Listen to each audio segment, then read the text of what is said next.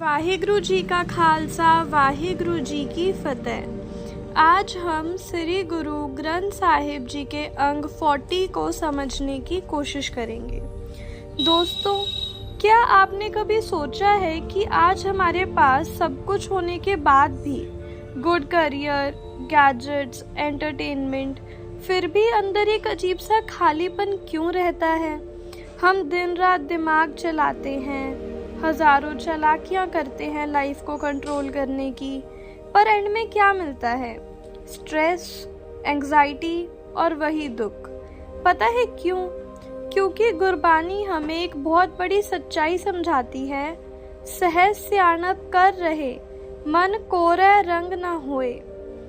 यानी आप चाहे हजारों चालाकियां कर लो, अगर आपका मन अंदर से साफ नहीं है, कोरा है, तो उस पर उस परमात्मा के प्यार का रंग चढ़ ही नहीं सकता।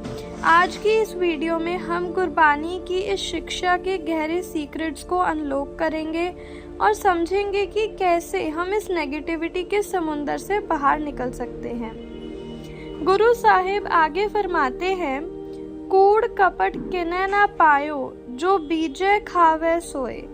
हमें लगता है कि हम झूठ बोलकर या छल कपट करके थोड़ा शॉर्टकट मार लेंगे, पर सच तो ये है कि झूठ से आज तक किसी ने उस परमात्मा को, उस इनर पीस को नहीं पाया। ये यूनिवर्स का एक सिंपल रूल है, जो बीजोगे वही खाओगे, लॉ ऑफ कर्म। हम सब भटक रहे हैं, पर हमारी उम्मीद क्या है? सबना तेरी आस प्रभ, सब जी तेरे तू रास। हे प्रभु, इस दुनिया के सभी जीवों को सिर्फ तेरी ही उम्मीद है। तू ही हमारी मूल पूंजी, कैपिटल है, और परमात्मा का दरबार ऐसा है जहाँ से कोई खाली हाथ नहीं लौटता। प्रभ तुधो खाली को नहीं दर गुरमुखा नो शाबाश। लेकिन शाबाशी यानी असली आदर किसको मिलता है? गुरमुख को, जो गुरु के बताए रास्ते पर चलता है। इसलिए हमारी रोज की अरदास होनी चाहिए, बिक पौजल डुबदे काडले जन नानक की अरदास। हे प्रभु, इस जहरीले संसार समुंदर से मुझे डूबने से बचा लो। अब सवाल ये उठता है कि इस समुंदर से निकलने के लिए हमें चाहिए क्या? हमें चाहिए परमात्मा का नाम। गुरु रामदास जी फरमाते हैं, नाम मिले मन तृप्ताये, बिन नामे त्रिगजीवास। जब तक अंदर नाम नहीं बसता, तब तक इस भागते हुए मन को संतुष्टि, तृप्ति नहीं मिल सकती।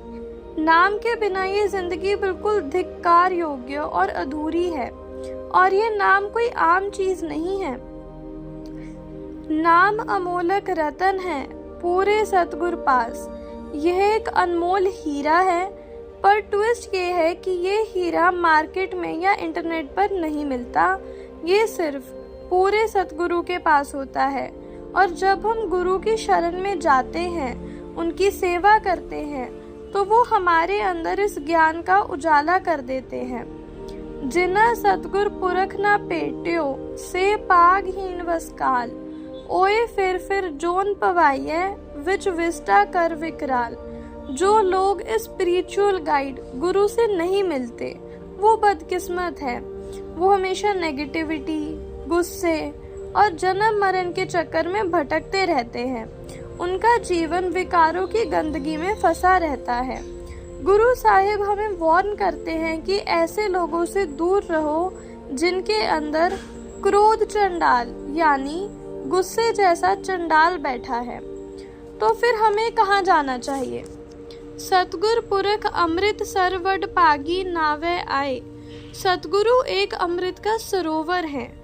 जो किस्मत वाले होते हैं, वो इसमें आकर डुबकी लगाते हैं, जिससे उनकी जन्म जन्म की पापों की मैल उतर जाती है। लेकिन दोस्तों, एक बहुत बड़ा सच ये है कि अंतर अज्ञान दुख परम है, विच पर्दा दूर प्यास। परमात्मा हमारे बिल्कुल पास हैं, हमारे अंदर हैं, लेकिन हमारे ईगो, हमारे अज्ञानता के पर्दे ने उसे हमसे बहुत दूर कर दिया है। हम उस मनमुख अपने मन के पीछे चलने वाले की तरह हैं, जो उस लोहे जैसा है जो पानी में डूब जाता है, चाहे पास में गुरु रूपी जहाज ही क्यों ना खड़ा हो। तो इस जहाज पर चढ़ा कैसे जाए? इसका एक ही कांस्टेंट और सिंपल फॉर्मूला है, सतगुर के पाने जो चले विच बोहित बैठा आए। जो इंसान सतगुरु के पाने में यानी उनके हुक्म और शिक्षाओं पर चलता है, वो ऑटोमेटिक उस जहाज पर सवार हो जाता है जो इस संसार समुंदर से पार निकाल देगा। दोस्तों, एंड में गुरु साहिब कहते हैं, तन तन वट पागी नानका जिना सतगुर लय मिलाए। वो लोग बहुत ही धन्य और किस्मत वाले हैं जिन्हें गुरु ने अपना बना लिया और परमात्मा से मिला दिया। उन्हें मिलता है उत्तम पद, द हाईएस्ट स्पिरिचुअल स्टेट, जहाँ कोई दुख, कोई एंग्जाइटी नहीं टिकती। तो आज से हमें क्या करना है? अपनी चालाकियों को थोड़ा साइड पर रखना है, अपने गुस्से और ईगो के पर्दे को हटाना है और प्योर दिल से गुरु की बानी और उनके बताए रास्ते पर चलना है। वाहिगुरु जी का खालसा, वाहिगुरु जी की फतेह।